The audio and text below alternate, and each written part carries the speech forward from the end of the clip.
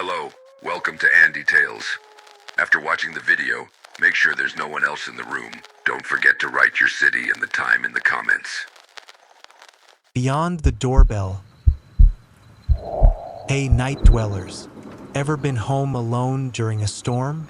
Not just the kind outside, but the one that waits behind your own front door? Well, this story isn't about rain.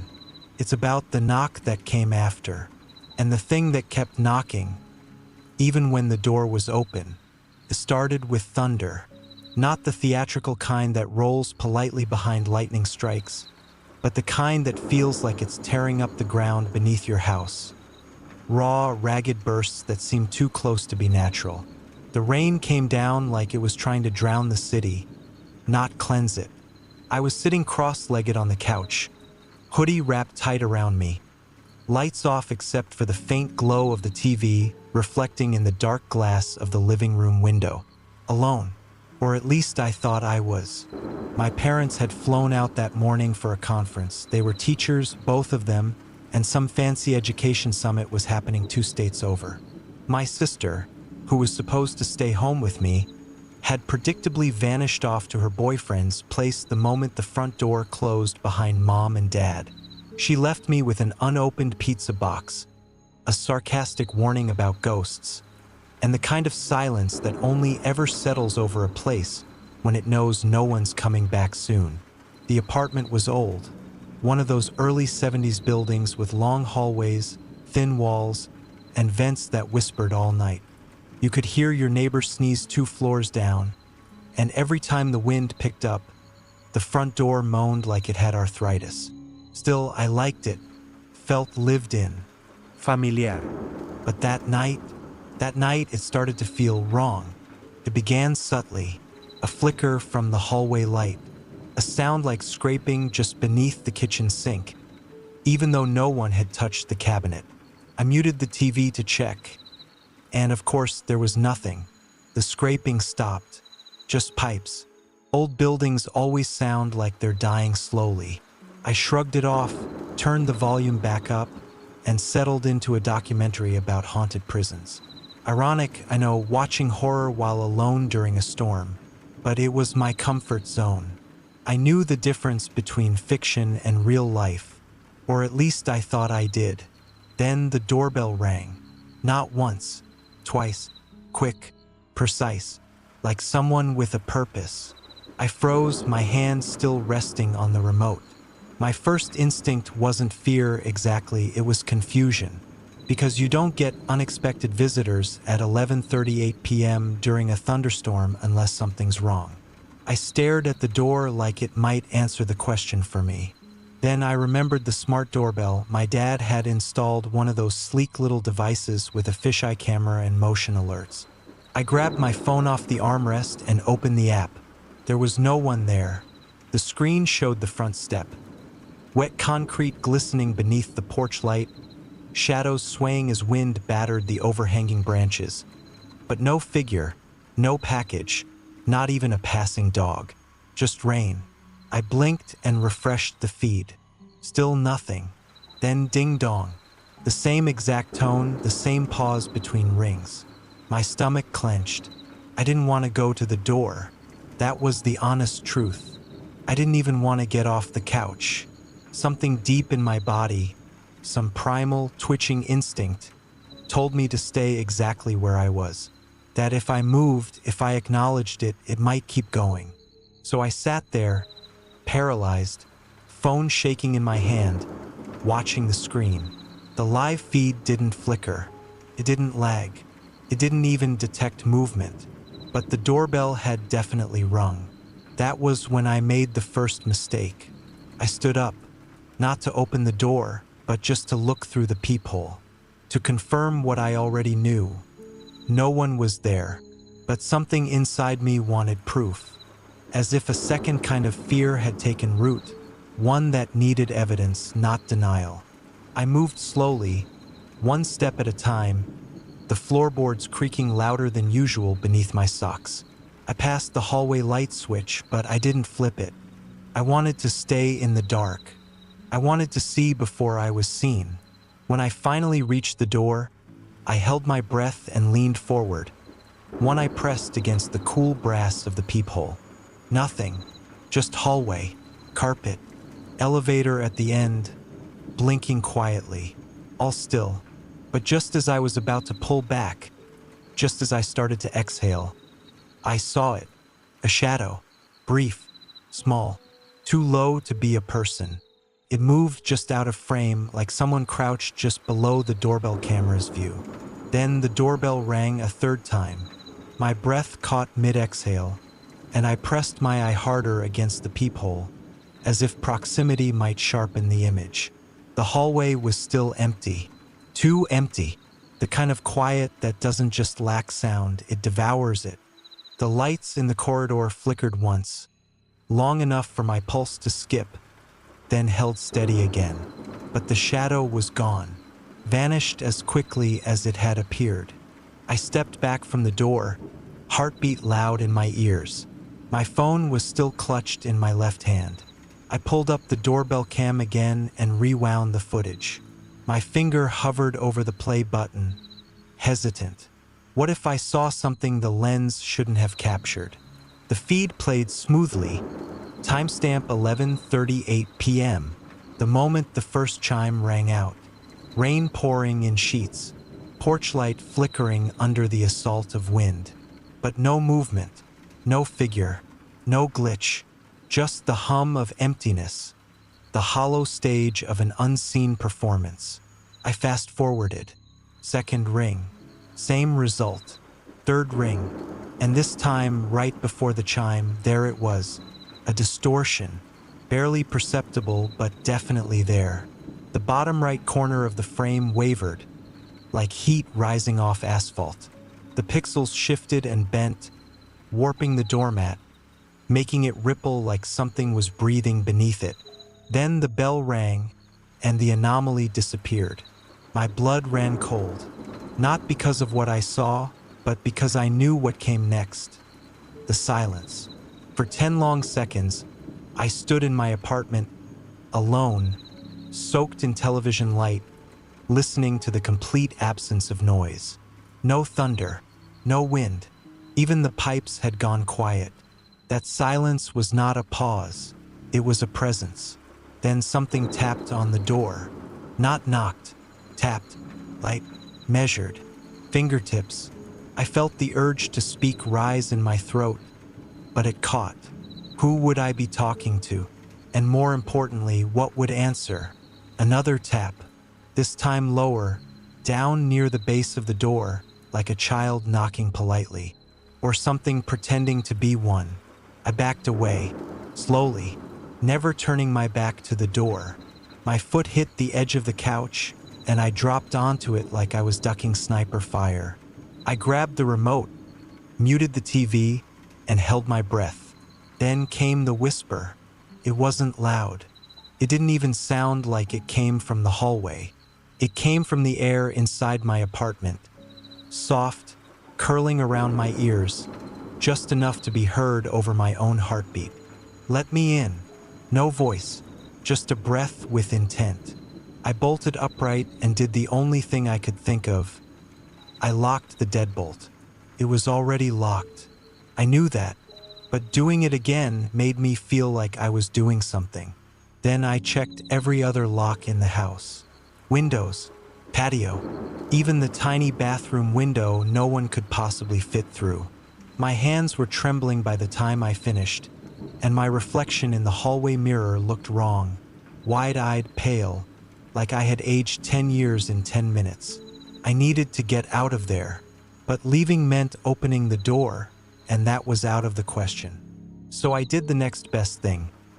I grabbed a blanket, the baseball bat from under my bed, and huddled up in the corner of my room. Door closed, lights off, every sense stretched thin. For a while, nothing happened. And then my phone buzzed. Just once.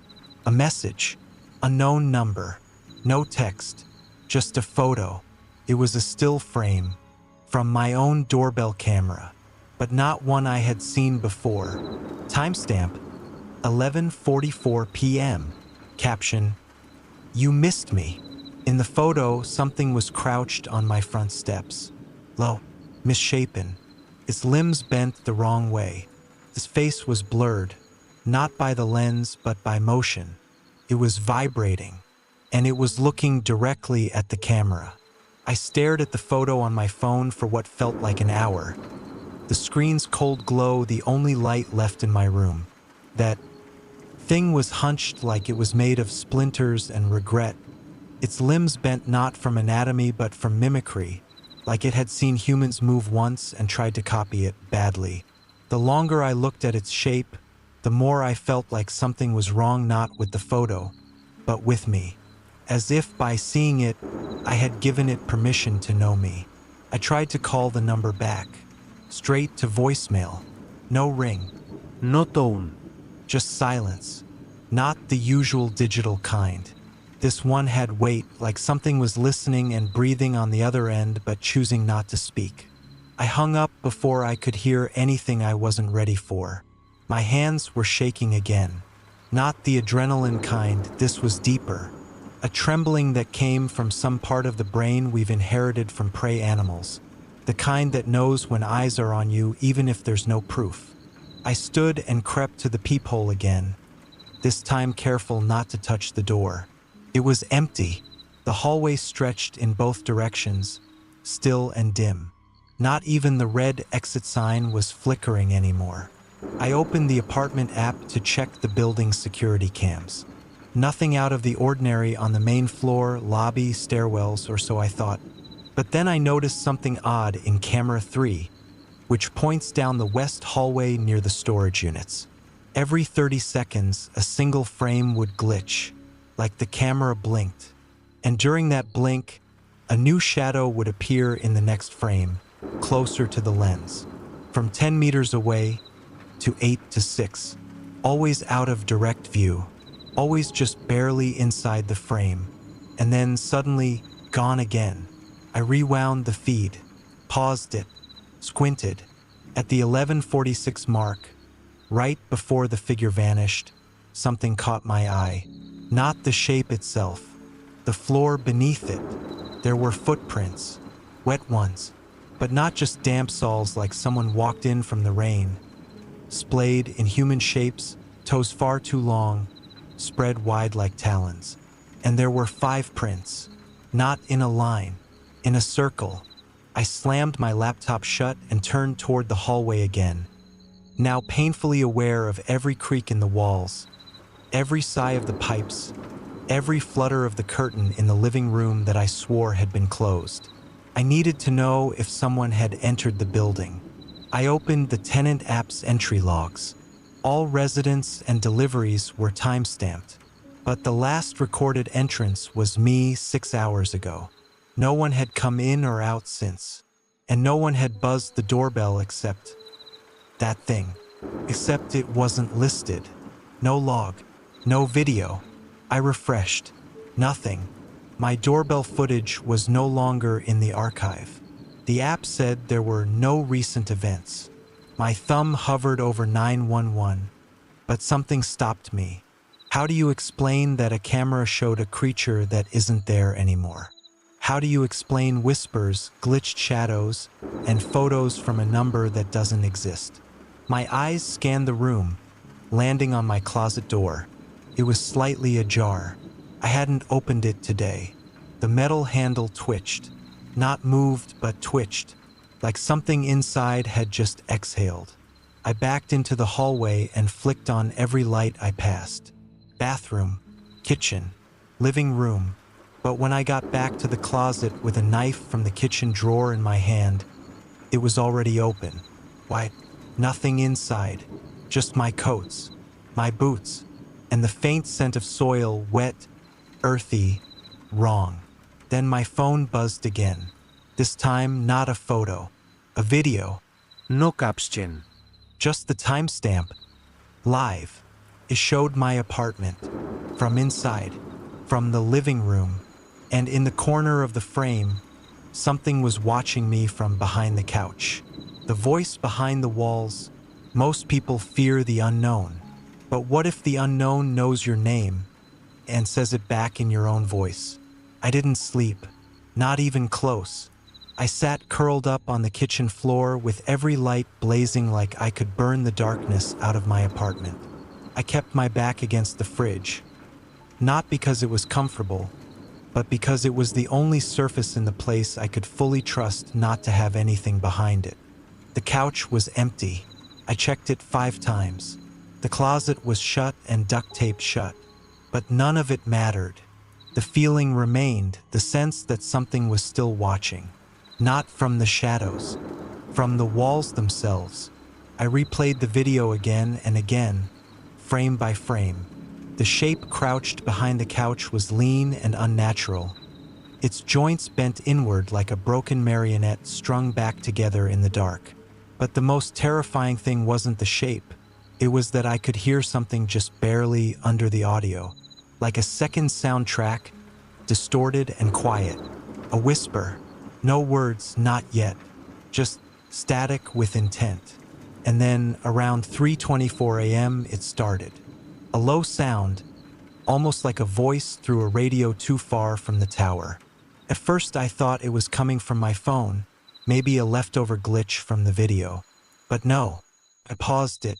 The sound continued. It was coming from inside the walls, not the pipes, not the vents, from somewhere deeper, and it was trying to form syllables. I leaned closer to the kitchen wall. It went quiet. I tapped it. Silence. Then tap tap. Top. A response. I stepped back, heart climbing into my throat. Who or what was tapping back? I tried to rationalize. Maybe the neighbors. Old buildings creak. Maybe a mouse. Maybe I'm sleep deprived. But then the sound changed. It stopped tapping. It spoke. It was a warbled version of my own voice, garbled and reversed at first, like someone had recorded me talking and dragged it backwards through a tape deck. But then it sharpened, aligned, became perfectly clear.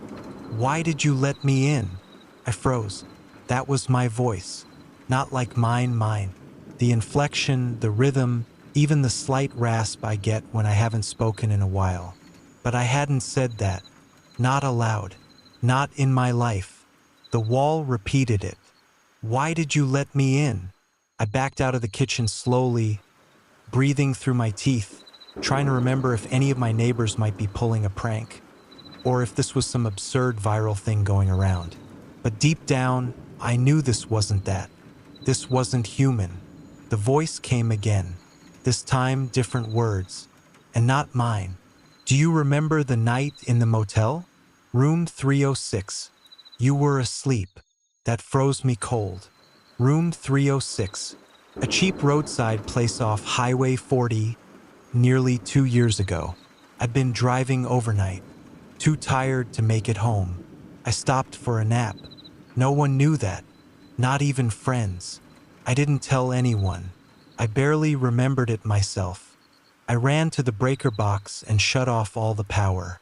Total blackout. But the voice didn't stop. It got louder.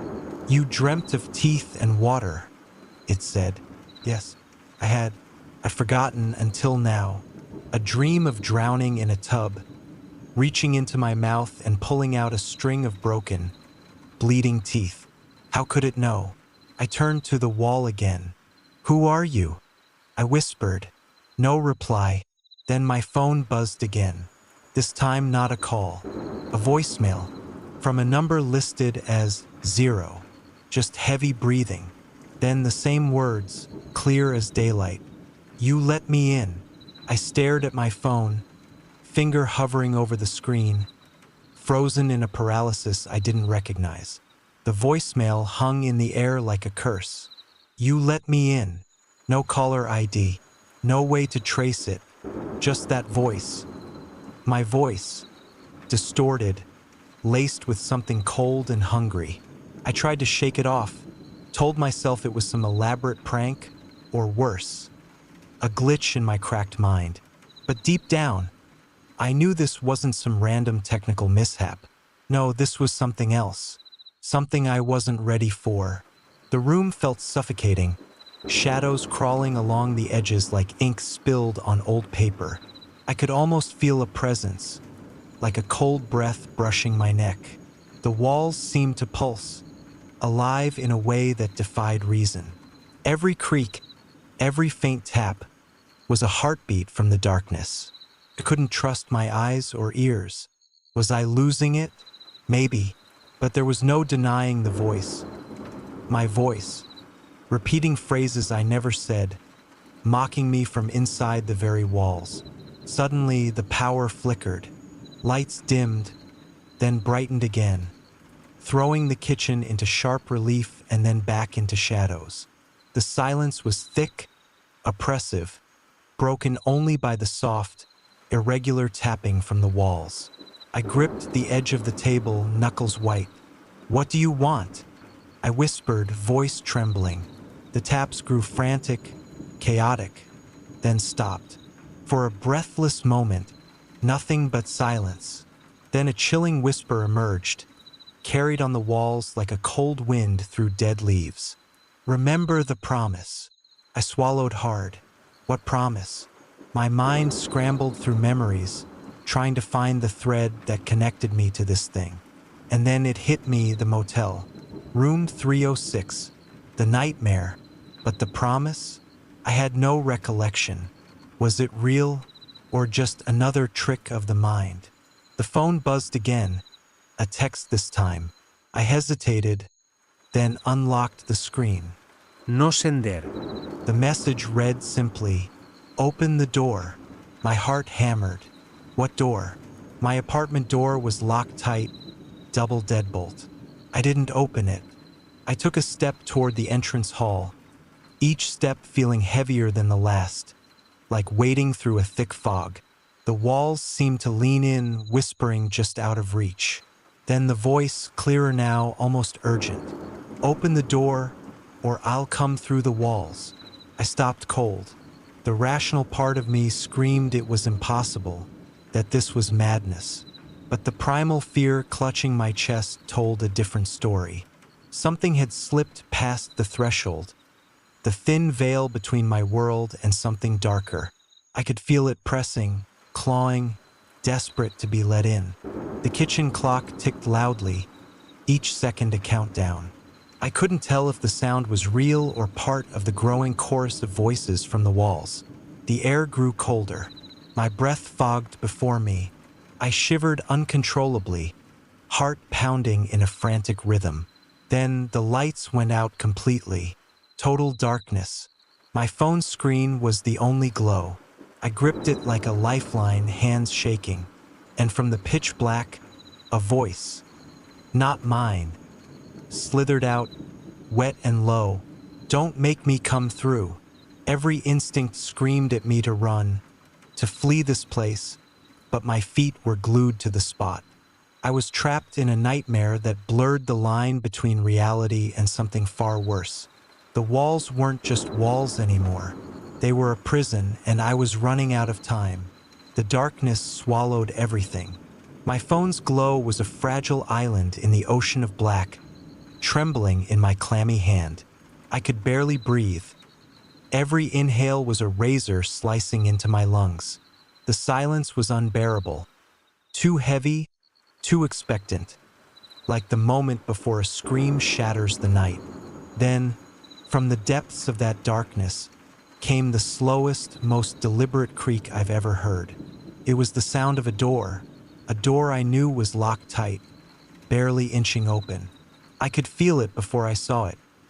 A cold draft curling around my ankles, creeping up like icy fingers searching for skin. The temperature dropped so sharply that frost seemed to spread across the walls, shimmering faintly in the dull light of my phone. My mind screamed at me to run, to escape this nightmare before it swallowed me whole. But my body was frozen, held captive by terror. The doorway was a gaping black maw now, wider than before, as if the wall itself was bleeding darkness. From within, a sickly sweet odor rose, rot, decay, and something metallic, like dried blood. The smell clawed at my senses, dredging up memories I'd long tried to bury. Memories of that night, room 306. The screams muffled by walls, the promises broken under cold fluorescent lights. The voice returned, whispering from the shadows just beyond the doorframe. "You can't hide." I wanted to scream back, to tell it to leave me alone, but my throat had turned to ash. Instead, I stood there powerless, watching as a pair of eyes glimmered in the black. Too bright, too alive. They stared right through me, burning with an unnatural hunger. Then, the darkness surged forward like a living thing, tendrils of shadow slithering out from the doorway, curling around my legs. Cold and suffocating, they tried to pull me into that void, into the unknown. Panic exploded inside me, fueling a burst of strength I didn't know I had. I ripped my feet free and bolted toward the living room, knocking over a lamp in the chaos. The light flickered on for a second, revealing the empty hallway behind me. Silent, still. No door. No darkness. Just walls. I didn't stop running until I reached my bedroom, slamming the door and locking it with trembling hands. My heart thundered in my ears, each beat a desperate plea for sanity. I pressed my back against the door, eyes darting around the room, searching for any sign that I was truly alone. But the silence was deceptive. From the walls came a faint tapping, slow and rhythmic, like a heartbeat echoing through stone. "Remember the promise," the voice whispered again, softer now, but no less terrifying. I sank to the floor, sliding down until I was curled in a tight ball, trying to make myself small, invisible. My mind raced to piece together the fragments, the motel, the promise, the voice. Was it a curse? A message from someone trapped between worlds? Or worse, was it the dark side of myself, clawing its way out from the shadows of my past? The tapping grew louder, turning into a frantic pounding, as if the walls themselves wanted to break free.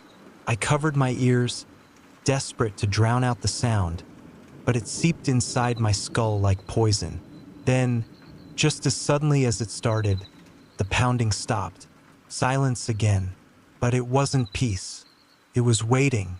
The mirror's secret. They say mirrors don't lie. But what if what they show is something you never wanted to see? The room was unbearably cold, a deep chill that seemed to seep into my very bones, making every breath I took visible in the air like ghostly whispers. The walls, once warm and familiar, now felt like they were closing in on me, heavy with silence and shadows that danced just beyond the edge of my vision. My eyes locked onto the antique mirror hanging crookedly on the far wall, the very same mirror I had avoided all evening, the one that had been the source of so many sleepless nights. Its silver frame was dull and tarnished, cracked in places as if it had witnessed centuries of secrets and suffering, each fissure telling a story I wasn't sure I wanted to know. For what felt like an eternity, I stood frozen in place, heart hammering in my chest like a frantic prisoner desperate to escape. The faintest movement caught my eye. The mirror's surface shimmered ever so slightly, as if it was alive, breathing, pulsing with an energy I could neither understand nor control. I knew I had to face it, to stare directly into the depths of that glass, even though every instinct screamed at me to run, to flee and never look back. Summoning every ounce of courage, I stepped closer until my trembling fingers grazed the edge of the frame. My reflection stared back at me, pale, wide-eyed, haunted. But then, as if the mirror had a will of its own, the image began to twist and warp. My face blurred, melting into a grotesque mask that wore a cruel, sinister smile, an expression I would never make but one that seemed to know my darkest fears intimately. That smile was not mine. It was something else, something far more malevolent lurking just beneath the surface. I stumbled backward, nearly tripping over a loose floorboard, but the mirror seemed to expand, its edges growing wider, swallowing more of the room in a swirling vortex of shadows. From its depths, inky darkness spilled forth, creeping across the floor in slow, deliberate waves, tendrils that snaked toward me like living things. A cold, whispering voice echoed from beyond the glass, low and rasping, threading through the still air and wrapping around my mind like a noose. "You cannot escape what is reflected," it hissed, each word like a knife slicing deeper into my sanity. Panic surged through me, my limbs frozen by some unseen force as the room distorted and twisted. Walls bent inward, groaning under an unseen weight. The ceiling stretched impossibly high before snapping back like a trap. Time itself seemed to falter. My reflection dissolved into a shifting gallery of haunting images flickering just beneath the cracked glass. A woman in a tattered, faded dress, her eyes hollow and pleading. A child curled into a corner, silent tears tracing down her face. Faces contorted in agony, rage, despair. The mirror showed me fragments of a long-buried nightmare, scenes of betrayal and bloodshed that had stained this place and its history. Suddenly, the woman's empty eyes locked onto mine with such intensity one felt my soul tremble. Her lips moved, mouthing words I couldn't hear but somehow understood deep within my bones. "Find the truth before it finds you." A cold shiver shot down my spine, freezing my blood. Thin spiderweb cracks spread rapidly across the mirror's surface, veins of shattered glass threading outward from an unseen impact. From these fractures seeped a desperate, chilling whisper, an ancient warning, a plea, a curse. There was no turning back now. The past was reaching through that mirror, dragging me into its dark, twisted heart. It was a place of secrets, pain, and unspeakable horrors, and that mirror held the key to unlocking it all. I tore my gaze away, breathing ragged and uneven, mind spinning with dread and questions. What dark truths were trapped in those reflections? What terrible stories had been hidden behind that glass for decades, perhaps centuries? What price would I pay for uncovering them? One thing was clear. I had no choice but to confront whatever waited for me in the shadows beyond the mirror. The journey had already begun, and the mirror's secret was about to consume me whole. The seconds stretched into agonizing minutes as I stood there, trembling, heart pounding so loud I was sure the walls themselves could hear it. The mirror's cracked surface still shimmered faintly in the dim light, like it was pulsing with some dark life force, waiting, watching. Every instinct screamed at me to flee, to slam the door shut and never look back. But my feet remained rooted, chained by a mixture of fear and a morbid curiosity I couldn't resist. Then, just as I was about to turn away, a cold, metallic chill swept over the room, like a winter storm condensed into a single breath. The air thickened, turning heavy and suffocating, pressing down on my chest until every inhale was a struggle. From the fractured mirror, soft whispers began to rise. Indistinct at first, like the rustling of dry leaves or the far-off murmurs of a forgotten crowd. The whispers grew louder, clearer, threading their way into my mind with poisonous sweetness. They spoke of names, dates, and places I'd never heard before. Yet somehow they felt hauntingly familiar. Anna, betrayed, the night of the blood moon. The words echoed in my head, a jigsaw puzzle of half-remembered horrors I couldn't yet piece together. The voice was female, mournful but filled with a terrible resolve, as if the speaker was condemned to repeat her tale forever, desperate to be heard, to be freed. A shiver crawled up my spine as the whispers coalesced into a voice I could almost understand, a soft sobbing broken by ragged breaths. "Help me find the truth before it's too late." The mirror's surface rippled like disturbed water, and suddenly, I was no longer looking at a mere reflection. The glass became a window, a portal into a room frozen in time. I saw a young woman in a flowing white dress, standing by a window as the blood-red moon cast eerie shadows over her pale face. Her eyes were wide with terror, scanning the darkness outside as if expecting someone, or something, to break in at any moment. Behind her, shadowy figures moved silently, faces obscured, their presence menacing and cold. I wanted to look away, to shut the door on this nightmare, but my body betrayed me.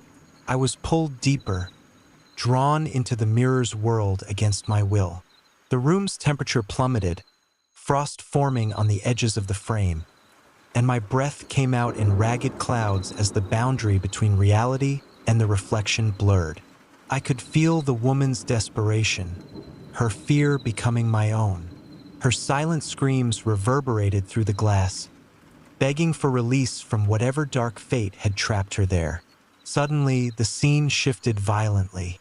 The window shattered, shards of glass raining down like deadly rain, and the shadowy figures surged forward, their faces twisting into grotesque masks of rage. The woman stumbled backward, her scream piercing and raw, and then everything went black. I gasped, breaking free from the mirror's grip, stumbling back into the cold room. My heart thundered in my ears, sweat slick on my skin despite the chill. The whispers faded into a heavy silence, but the weight of what I'd seen pressed down on me like a physical force.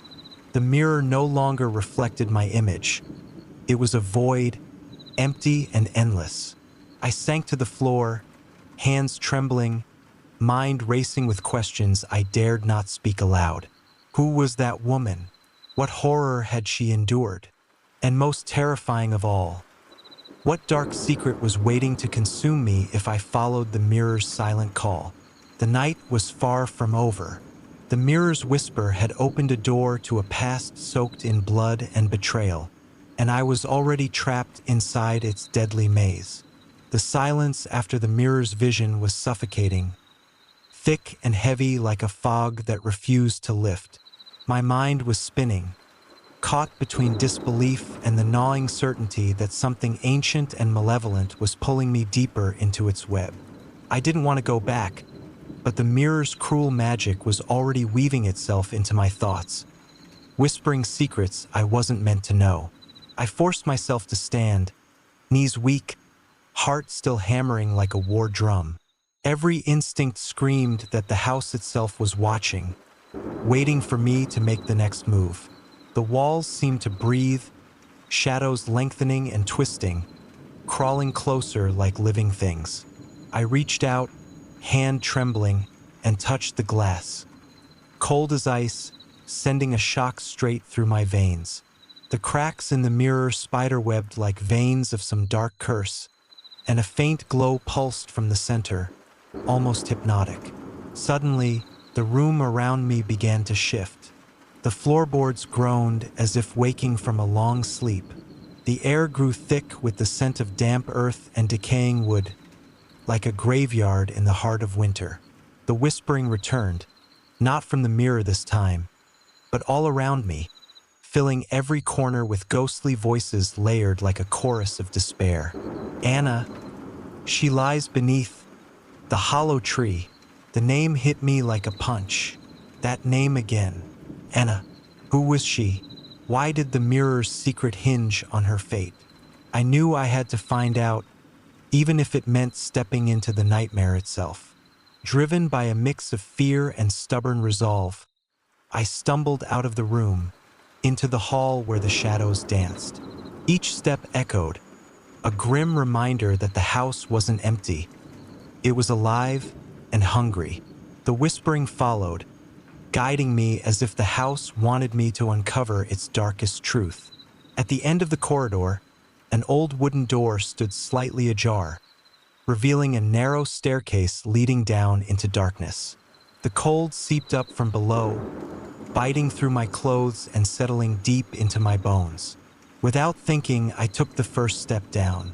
The staircase creaked underfoot, descending into an abyss of silence broken only by my ragged breathing. Flickers of light played on the damp stone walls, illuminating scratches and symbols carved long ago. Warnings or curses? I couldn't tell. The deeper I went, the heavier the air became, thick with the stench of rot and something far fouler beneath. At the bottom, I found myself in a cavernous cellar, lined with old barrels and broken crates. But the real horror was in the center. A shallow pit covered loosely with rotting planks. A faint, pulsing glow leaked from the cracks, and the whispers crescendoed into desperate cries. With trembling hands, I pushed the planks aside. Beneath lay a hollow, and at its heart, an old, faded locket, tarnished by time but still glinting faintly in the darkness. The locket pulsed with the same eerie light as the mirror. And in that moment, I understood. The secret wasn't just trapped in glass. It was buried here, in the shadows, waiting to be unearthed. I clutched the locket, my fingers slick with cold sweat, and felt the full weight of Anna's tragedy settle upon me. The mirror's secret was a curse that reached beyond time, a nightmare I had no choice but to confront, because now I was part of it.